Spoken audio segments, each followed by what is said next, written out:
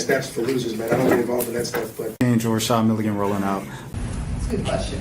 Brandon, you want one quick question? We can't ask Rashad questions. Hey, Rashad.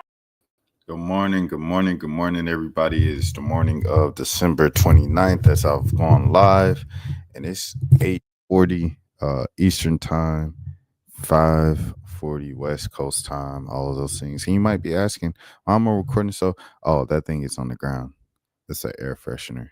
I unplugged it because if you could see in the past few lives, it was flashing because it ran out, and I haven't replaced it yet because I'm about to move. But now seeing it on the ground, let me pick this up. I'm gonna pick it up. Give me a second.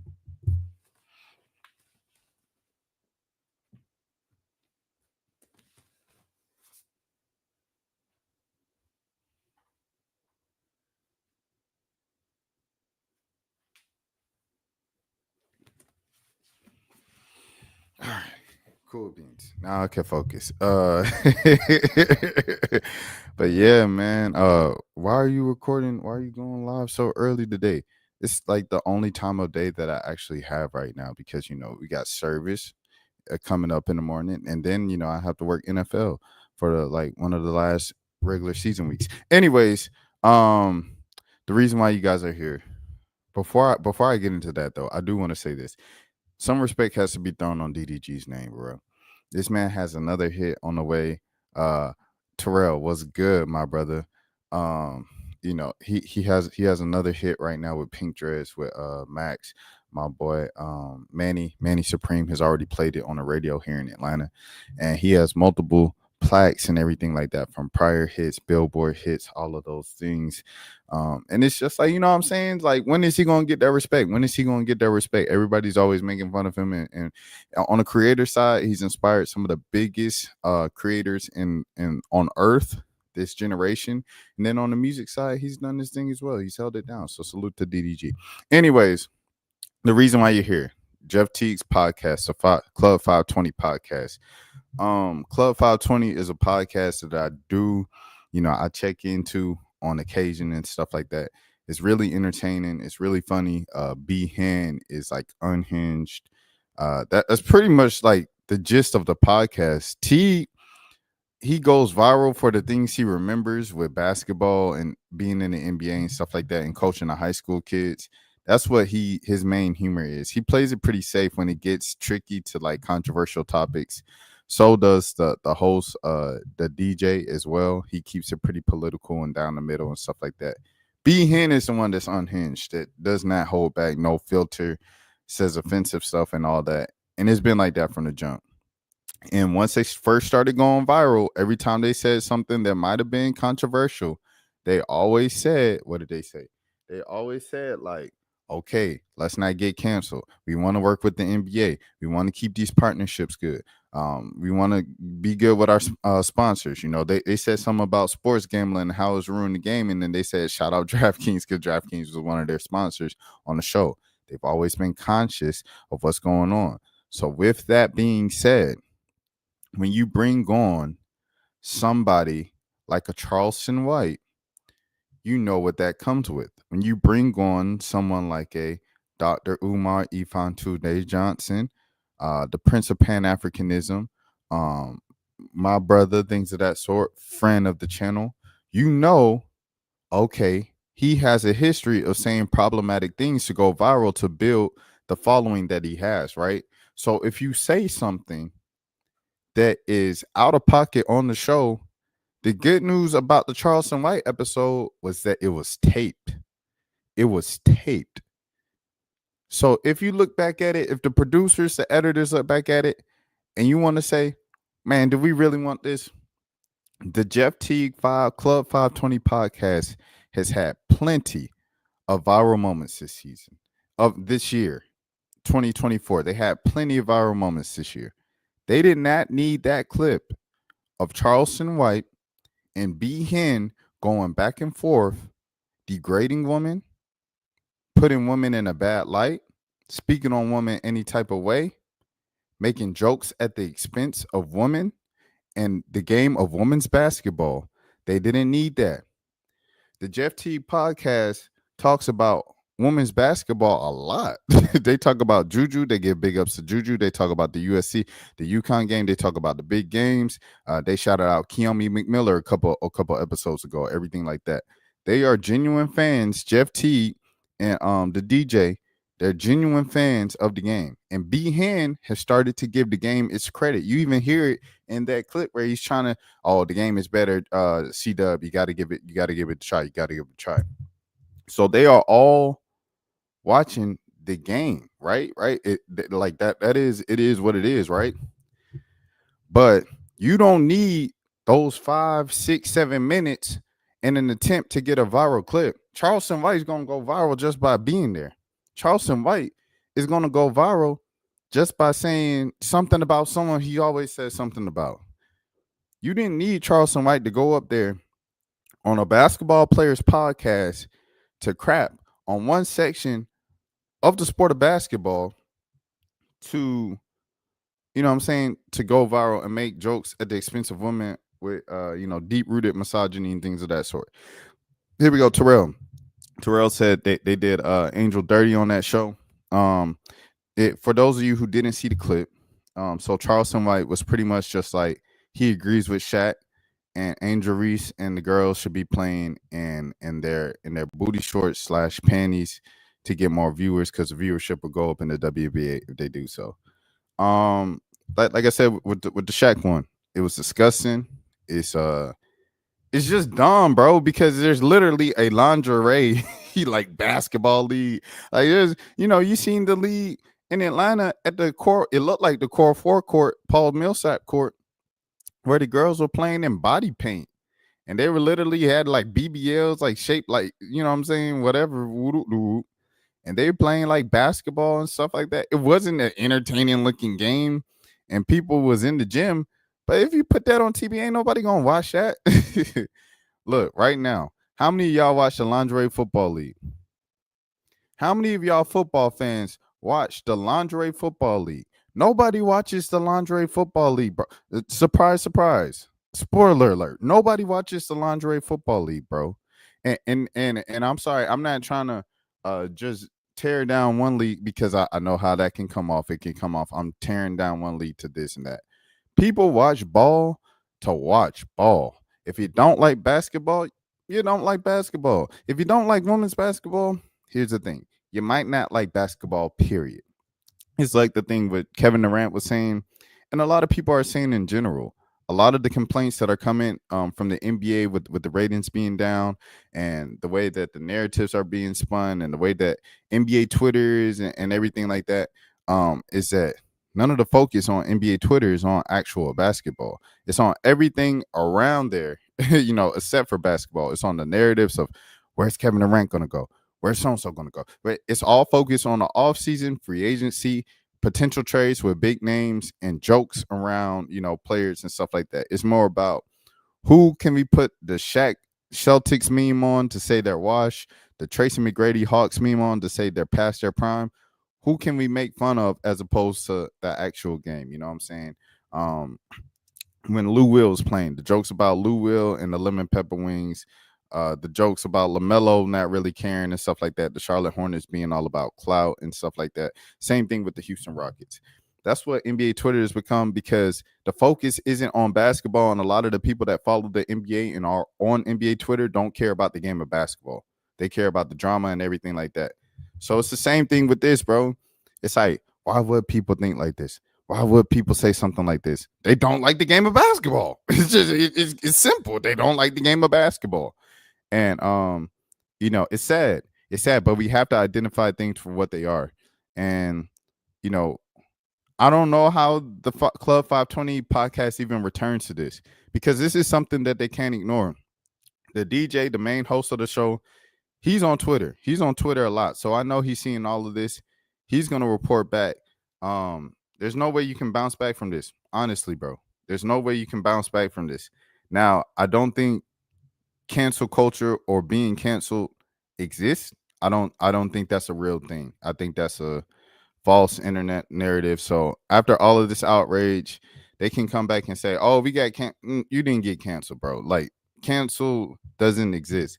Where the fan base is large as the Club 520 podcast, it is going to exist and run forever, or as long as they want it to. When I seen the baby in 2020, after having half of his kids from Meg the Stallion get on that stage, embarrass Meg the Stallion, say, I did it with Meg the Stallion, and then bring out Tory Lanez on stage to dance with him at the Rolling Loud. And then he called the man what he called him in the crowd and stuff like that. And then he lost all his endorsement deals. What happened 4 years later in 2024? That man, baby, had about 3-4 hits on the radio. I said, man, the baby came back? That's crazy. Cancel culture does not exist if your work is good.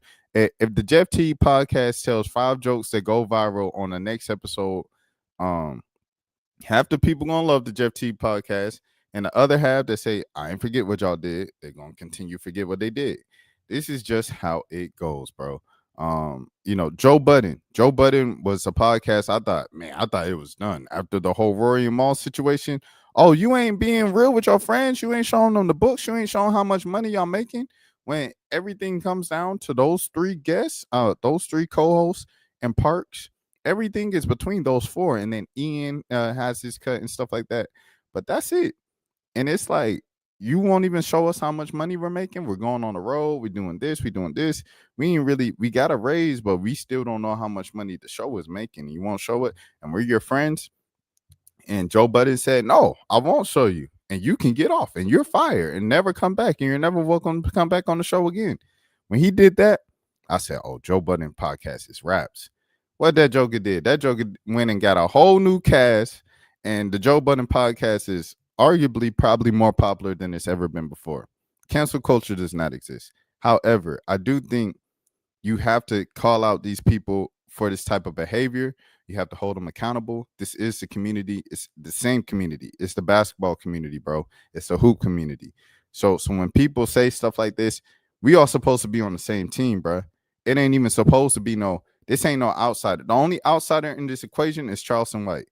And why would y'all even bring Charleston White on? You know what I'm saying? It's like, okay, you see everything that Charleston White said we're here with this and that, but this is a basketball podcast. Jeff Teague played in the NBA. Y'all talk about basketball mostly on the podcast. Why would y'all bring someone knowing what he said about Angel Reese, knowing what he said about Caitlin Clark, knowing what he said about women's basketball and the WNBA on this podcast, and bring up the WNBA just to you lobbing it up for him to just say terrible, misogynistic, the worst things ever about women and the NBA and stuff like that. The WNBA. Like, why would you do that? Or why would you let him do it? Not check him. It seemed like Jeff Teague and DJ tried to check him. Nah, the game is good. B. Hand said the same thing at first, and then his true thing came out. Oh, you seen Brittany Griner without her shirt on? Listen, bruh. If you want to be a true ally, if you want to be a true so-and-so, and this is just for the future because this wraps now with the league. The league is not rocking with Club 520 podcast. That is over. The thing about it is the league is linked to the NBA.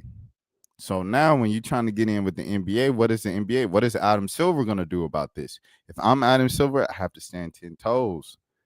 Nah, Club 520, if y'all want to do this, y'all got to go on a whole year where y'all showing respect to women in the women's basketball game because we own the WNBA, whoop the whoop, and then you come back to me. Once you show me you could be respectful for a full year, you banned from the NBA and any NBA partnerships coming to All-Star Weekend at an official venue to get official guests and everything through the NBA, that's raps. Y'all broke that up when y'all crapped on one of our leagues, the league that we take seriously, the WNBA, you know what I'm saying? Adam Silver is going to have to do that to get the message across. And these guys are going to have to, I don't know. Once you said it and once you put it out, you said it and you put it out. There's no going back. There's always going to be a section of people who's never going to forgive you. But for other people, y'all going to have to show a change of behavior. You're going to have to show a change of language, everything like that. And the thing is, you really shouldn't have to do this with 40-year-old men. These dudes are like in their late 30s, early 40s, bro. Y'all too old. Y'all know better. And y'all should do better. It's unfortunate because, like everybody said, like Club 520 and the Jeff Teague podcast is a funny podcast, and it was on the rise in the world of sports podcasting and stuff like that. This is really going to dent them with one section and one large segment of the basketball community.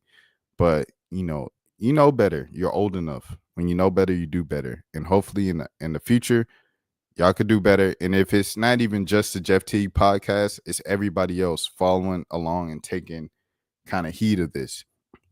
When you're following women's basketball, if you're new to the women's basketball space, because of Caitlin Clark, because of Angel Reese, because of Keomi Miller, because of Juju Watkins, because of Paige Bakers, because of Sarah Strong, because of Joyce Edwards, because of Azzi Fudd, et cetera, Flage, Anissa Murrow. If you're new because of these new players and you've started following them and stuff, you have to understand that covering women's basketball and following women's basketball isn't just limited to basketball. It's so much deeper. The reason why the WNBA was on the forefront of so many social justice issues and political issues is because it's probably the most political game in kind of major American sports and things of that sort, because you're dealing with the entire woman thing. And the truth of the matter is society hates women. General society, general population hates women. And it's something that you constantly going to have to face. It's the reason why you could put up a 30-point triple-double, sit in the press conference, and they ask you what you think about XYZ going on in the Supreme Court justice. Joker, I just dropped the 30-point triple-double. I ain't trying to talk about that. Or what you think about the bill to allow the men who the men who were born women playing the high school sports with bruh. I just put up a 30-point triple-double. But that is literally the reality of following women's sports and being in the world of women's sports. That's the reality. You can't flip it off.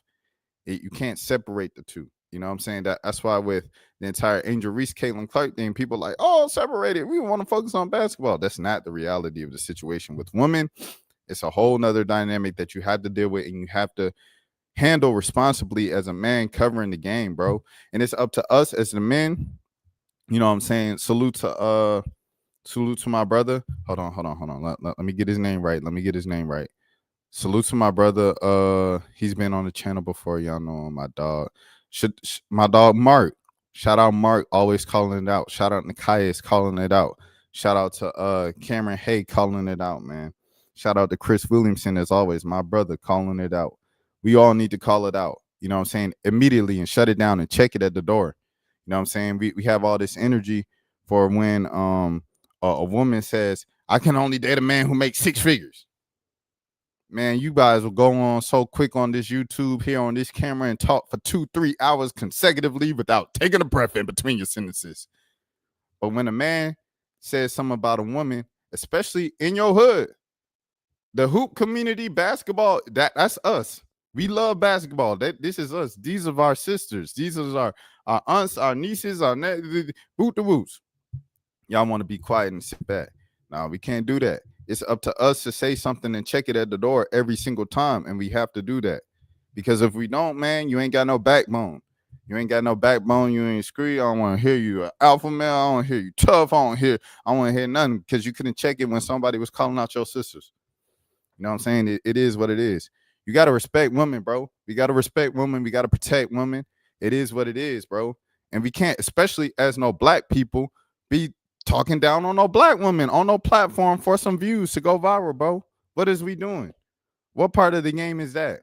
It's just like the same thing with the Travis Hunter girlfriend conversation, everything like that.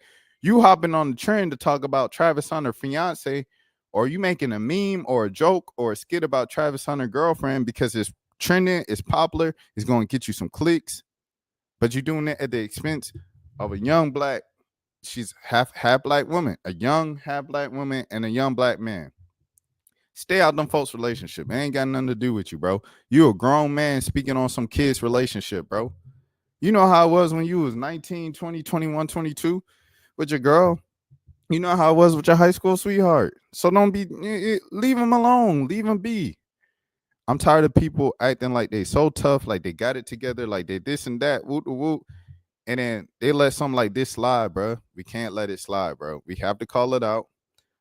Charleston White, you know, you do a lot of things for the community in Dallas, Texas. the outrageous and obnoxious things you say to go viral and the ignorant things you say to go viral to continue the Charleston White character, keep it going and keep money in your pocket, bro, you made it, bro. You don't have to say the stuff that you said to get on. But maybe the monster is just too unstoppable at this point.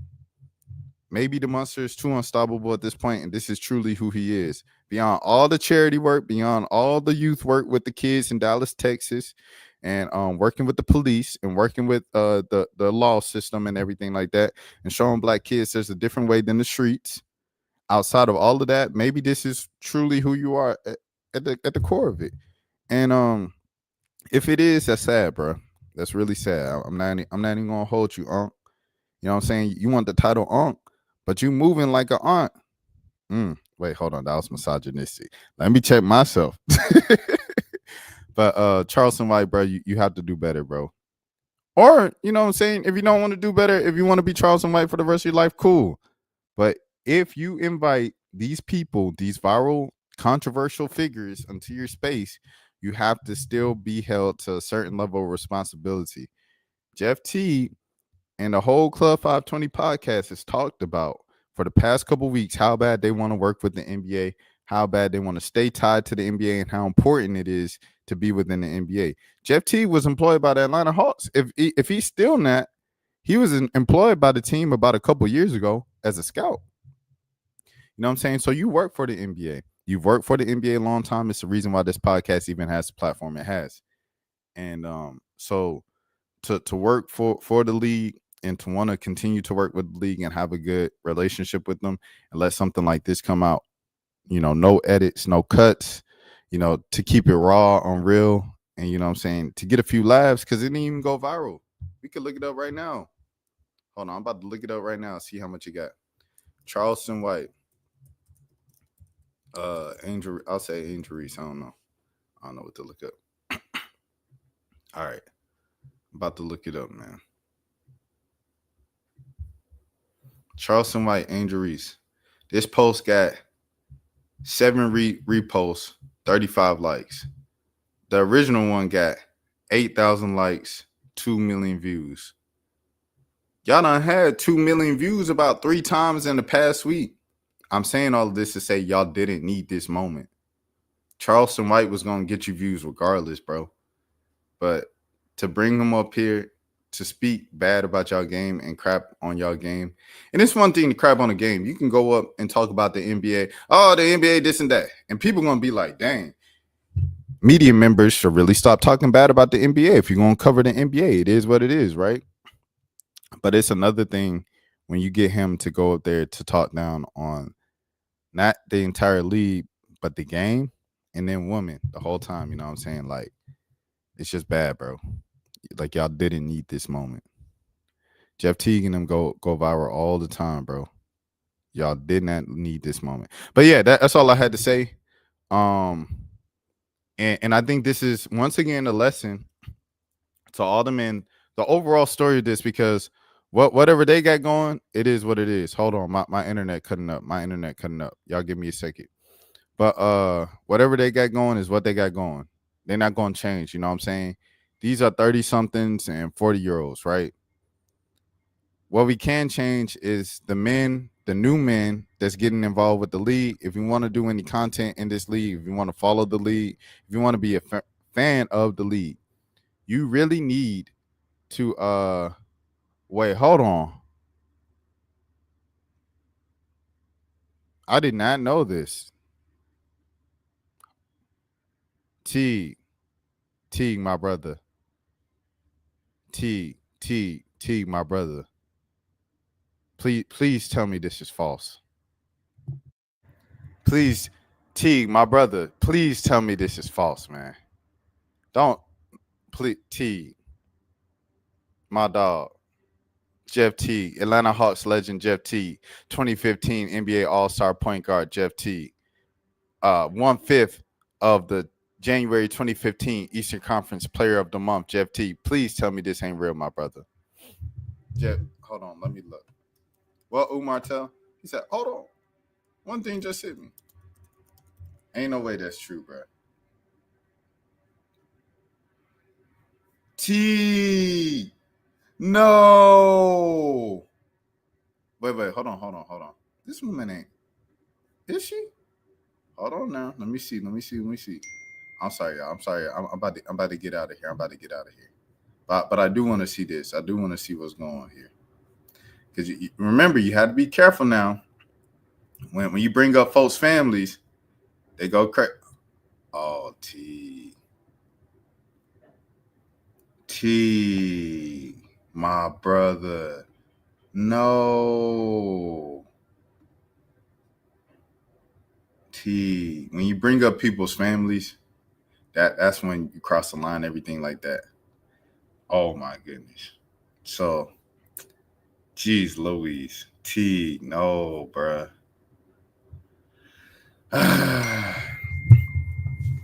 T, you got to do better, my brother.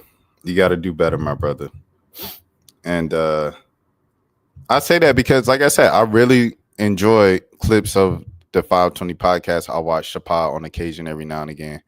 But this is over with, bro. It's raps. I ain't gonna lie to you, bro. I've been rocking with you since I was like 14.